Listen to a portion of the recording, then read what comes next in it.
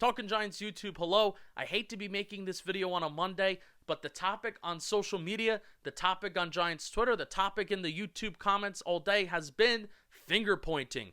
Whose fault was it that the Giants lost to the Cardinals? Is it Daniel Jones? Is it Jason Garrett? Is it the offensive line? Is it Joe Judge for the fact that Daniel Jones should have never played? Unfortunately, the game of football is a lot more complicated than finding the one person to pinpoint and the one thing to pinpoint for why a team loses. There is nuance. The game is complicated. It is not just black or white. So that's what I'm going to attempt to do today by making this quick little video.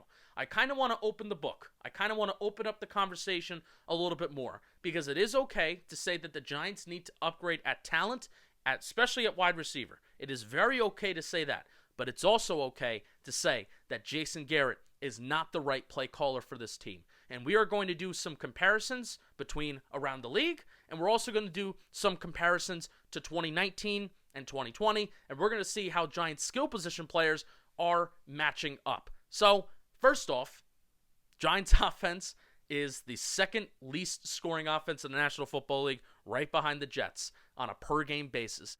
They are the offense with the third least passing yards on a per-game basis, right behind or right in front of the Baltimore Ravens and the New York Jets. And lastly, they are the second worst offense when it comes to producing yards on a per-game basis, only being in front of the New York Jets. So those results are bad. And I'm not usually a guy that likes to just point to points per game or yards per game because there's more context to a football team than just looking at how many yards they produce per game. But when you put it like that, it's bad. The production has been bad. The Giants offense as a whole, even when you look at it from an EPA basis, which I'm showing on the screen right now, it is closer to the Jets offense than it is to being average. And that is bad. Think of whose job wouldn't be at stake when you are closer to the Jets offense than you are to being average. So let's break some things down. Let's break down some NFL Next Gen player tracking data. And why I like player tracking data, in short, it basically is player tracking. It is basically data that tracks the movements of players. Each individual NFL player that suits up for a football game on Sunday wears a GPS chip that tracks all of their movements. How close is the nearest defender to a wide receiver? When the quarterback throws the ball, where is the nearest defender? Is he having pressure directly right in his face? How far is wide receiver separation when a quarterback targets that given defender? So we're going to talk about all that, but that's why I like NFL Next Gen player tracking data, because it's not some fancy analytics that you can't understand or that's based on some vague, ambiguous measurement. It's player tracking data. It's what you're seeing with your eyes on the football field. So Daniel Jones in Week 14, some of his NFL Next Gen stats are the following. Expected completion percentage. He was last in the National Football League with an expected completion percentage of 55.2. And what expected completion percentage is, it's based off of when a quarterback throws the ball, how much is the pocket collapsing, where's the nearest defender when the quarterback throws the ball, and given that quarterback decision to throw the ball, is he expected to complete the pass on that given play? That's basically what expected completion percentage is. And from this past weekend, 55.2% of Daniel Jones' passes were expected to be completed. That is bad. That is very, very, very bad. That was last in the National Football League. And you look at the box score of just the raw completion percentage, and you say, wow, Daniel Jones only completed 52% of his passes. That is a bad game. But when you consider what he was actually expected to do based off of who was open and how often they were open, he was not expected to do much more than he actually did. Could you overperform your expectations? Of course, Daniel Jones has done that all year. He has performed some of his expectation and his expected completion percentage. He's done it. It's not impossible to do so. But given the game where he wasn't perfect, you would expect the scheme to be better. You would expect Jason Garrett to scheme his guys, his skill position players, to be open and make things easier on the quarterback. The quarterback shouldn't be expected no pun intended, expected to be perfect every single week. And ultimately, this ties into the tight window percentage, which is also known as aggressiveness percentage. How often is a quarterback throwing into tight windows? That's basically what that metric is. This past weekend, Daniel Jones has been throwing into a tight window 33.3% of the time. That was the second highest in the National Football League. What that is saying is when Daniel Jones targeted a player down the football field and when he threw the ball, his guys were being blanketed with tight coverage 1 out of every 3 attempts.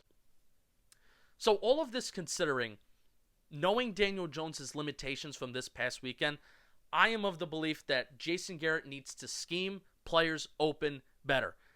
You need to know Daniel Jones' limitations of the fact that he can't run.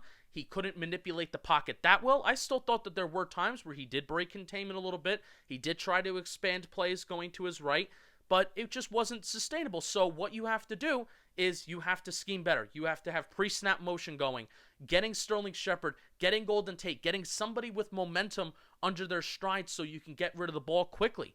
Drag routes over the middle of the field. The only drag route that I saw that actually went for a completion was garbage time to Evan Ingram in the fourth quarter. Despite the middle of the field being open various times throughout the game, the middle of the field was not used besides the curl routes, the curl and the stick routes of my favorite Jason Garrett play of run to the sticks and turn around and wait for the ball.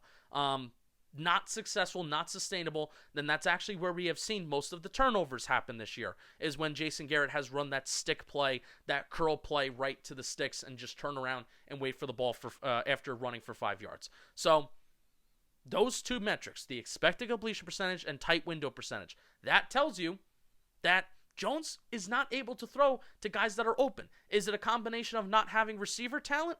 Of course. But is it also a combination of Jason Garrett just is not doing a good enough job of calling plays on this team? Absolutely, that's also the case. Because these wide receivers and skill position players the Giants have, they're not incompetent. You're not asking offensive linemen to go out and run routes. You're asking competent wide receivers who have had success in this league. They're going out and they're running routes. I don't think if you bring in a guy like Allen Robinson, is Allen Robinson going to be the reason why Daniel Jones' completion percentage goes from 52 to 65 in a given game? I don't think so. You need an offense coordinator that calls plays that maximizes to his player's strengths, not what he just wants to do and just expecting the quarterback to be perfect every single game. So let's look at some data that compares what the Giants wide receivers did from 2019 to 2020. And long story short, yards after the catch is non-existent in the 2020 offense. It was okay in the 2019 offense. It was not great with Pat Shurmur, but in this year's offense, the 2020 yards after the catch results are brutal. Jason Garrett is not doing anything for this Giants offense to ensure that his players are getting extra yards, additional yards on the play outside of just securing the ball. No screens, nothing creative to get guys into optimal one-on-one matchups, and frankly, showing these numbers and the difference between the yards after the catch in 2019 versus 2020, I think that's damning enough to show how Jason Garrett is not scheming his guys to get the results, to get maximal results after they catch the ball. Especially when you look at their expected yards after the catch per reception, Giants skill position players are not underperforming really in any given area.